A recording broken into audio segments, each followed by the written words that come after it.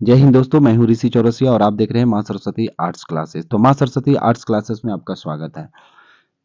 आज हम लोग करेंगे 12th के बोर्ड एग्जाम 2024 को ध्यान में रखते हुए पॉलिटिकल साइंस का चैप्टर 4। तो चैप्टर 4 में जो दिया गया है वीवीआई इंपॉर्टेंट प्रश्न जो है ऑब्जेक्टिव, उसको हम लोग करेंगे। तो चलिए चैप्टर 4 हम लोग करते हैं, जिसका नाम है सत्ता के वैकल्पिक केंद्र। क्या नाम है? सत्ता के वैकल्पिक केंद्र। तो चलिए पहला क्वेश्चन क्या कर रहा है, यूरोपीय आर्थिक सहयोग संगठन की स्थापना कब हुई थी? यूरोपीय आर्थिक सहयोग संगठन की स्थापना कब हुई थी? तो ये 1948 में हुई थी। सहयोग संगठन, खूब ध्यान से रखिएगा, यूरोपीय आर्थिक सहयोग कह रहा है।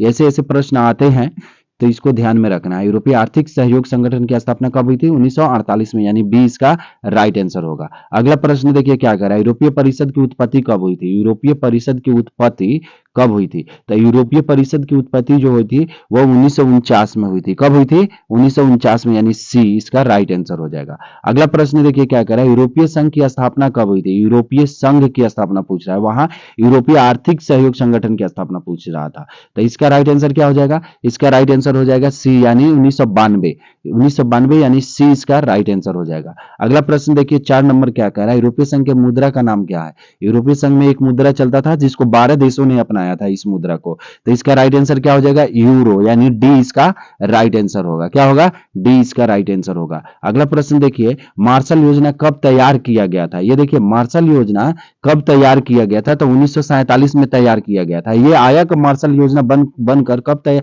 ये देखिए बनकर तैयार हो गया 1947 में, ठीक है, लेकिन ये मार्शल योजना लागू कब हुआ? तो ये 1948 में लागू हुआ था। खूब ध्यान से रखिए, देखिएगा ये प्रश्न घुमाकर पूछा जा रहा है। तो इसका राइट आंसर क्या हो जाएगा? ए हो जाएगा। अगला प्रश्न देखिए क्या कर रहा है, मुक्त द्वार की नीति से किस देश की अर्थव्यवस्था में वृद्धि हुई? सबसे पहले जानिए ओपन डोर की नीति किसने अपनाया था? तो ओपन डोर की नीति अपनाया था चीन। तो श्योर है उसी को आर्थिक व्यवस्था में क्या हुआ था? फायदा हुआ होगा, यानी वृद्धि हुआ होगा। तो इसका राइट आंसर क्या हो जाएगा? चीन, यानी ए इसका राइट आंसर होगा। अगला प्रश्न देखिए क्या कर रहा है, हिंदी चीनी भाई भाई का नारा कब लगा था? हिंदी चीनी भाई भाई का नारा कब लगा था? तो इसका राइट आंसर हो जाएगा 1954 से 55, यानी सी इसका राइट आंसर होगा। अगला प्रश्न देखिए क्या कर रहा है, दक्षेश में कितने देश आते हैं? तो दक्षेश में 8 देश आते हैं। कितने देश आते हैं दोस्तों? तो दक्षेश में कितने देश आते हैं? तो 8 देश आते हैं। कितने देश? 8 देश आते हैं। तो इसका राइट आंसर क्या हो जाएगा? इसका राइट आंसर हो जाएगा डी, यानी 8, यानी डी इसका राइट आंसर होगा। अगला प्रश्न देखिए क्या कर रहा है, 9 नंबर प्रश्न देखिए, दक्षिण पूर्व एशियाई राष्ट्रों का संगठन का संक्षिप्त नाम है। ये देखिए बहुत ही अच्छा प्रश्न है ये।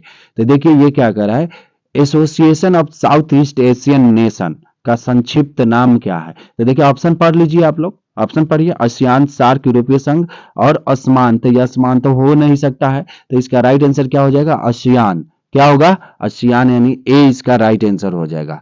देखिए ASEAN, यानी ए से एसोसिएशन, एस से साउथ, ई से ईस्ट, ए से एशियन, एन से नेशन, यानी आसियान इसका राइट आंसर होगा। अगला प्रश्न देखिए 10 नंबर क्या कर रहा है, सीटो, यहां थोड़ा सा मिस्टेक, सोटो लिख दिया गया है। तो सीटो की स्थापना कब की गई थी? सीटो की स्थापना जो है 1954 में हुआ था। यहां देखिए एक और प्रश्न भी आता है, तो इसका तो आंसर राइट हो जाएगा सी। एक और प्रश्न आता है, सीटो और सेंटो। तो सीटो की स्थापना 1954 में हुआ था और सेंटो की स्थापना जो है वो 1955 में हुआ था। और ये है क्या, सीटो और सेंटो? ये देखिए ये जो है सोवियत संघ के द्वारा बनाया गया एक सैन्य अभियान है, सैन्य मतलब सैन्य संगठन है ये। अगला प्रश्न देखिए क्या कर रहा है, आसियान की स्थापना कब हुआ था? आसियान की स्थापना पूछ रहा है यहाँ पर। तो इसका राइट आंसर क्या हो जाएगा? 1967। आसियान की स्थापना कब हुआ था? 1967 में, यानी डी इसका राइट आंसर होगा। अगला प्रश्न देखिए क्या कर रहा है, इनमें से कौन आसियान के संस्थापक सदस्य नहीं हैं? खूब ध्यान से पढ़िएगा, नहीं है पूछ रहा है ना।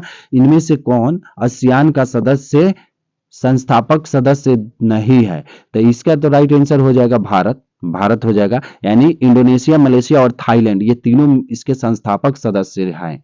ठीक है। अगर पूछ देगा संस्थापक सदस्य हैं तो इंडोनेशिया, मलेशिया और थाईलैंड, याद रखिएगा। इसमें पूछ रहा है नहीं है तो भारत नहीं है। अगला प्रश्न देखिए क्या कर रहा है, आसियान के आसियान की स्थापना के मुख्य उद्देश्य कौन सा है।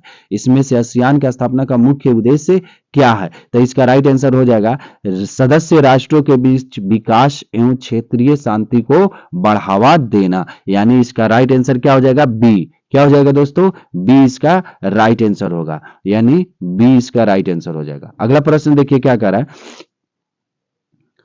1949 के पूर्व किस एशियाई देश को एशिया का रोगी कहकर पुकारा जाता था। ये भी इंपॉर्टेंट, बहुत ही इंपॉर्टेंट प्रश्न है। तो देखिए इसका राइट आंसर हो जाएगा चीन। क्या हो जाएगा, चीन हो जाएगा, यानी बी इसका राइट आंसर हो जाएगा। इसको एशिया का रोगी कहकर पुकारा जाता था। अगला प्रश्न देखेंगे हम लोग, यूरो निम्नलिखित में से किसकी मुद्रा है। अभी हम लोग ऊपर की देखे हैं, यूरो जो है ये किसकी मुद्रा है, तो यूरोपीय संघ की मुद्रा है। किसकी मुद्रा है, यूरोपीय संघ की, यानी सी इसका राइट आंसर होगा। अगला प्रश्न देखिए क्या कर रहा है, सॉरी इसमें इतना ही ऑब्जेक्टिव प्रश्न है वीवीआई, तो इसको खूब ध्यान से देख लीजिएगा, ये बहुत ही आपको फायदे होने वाले हैं।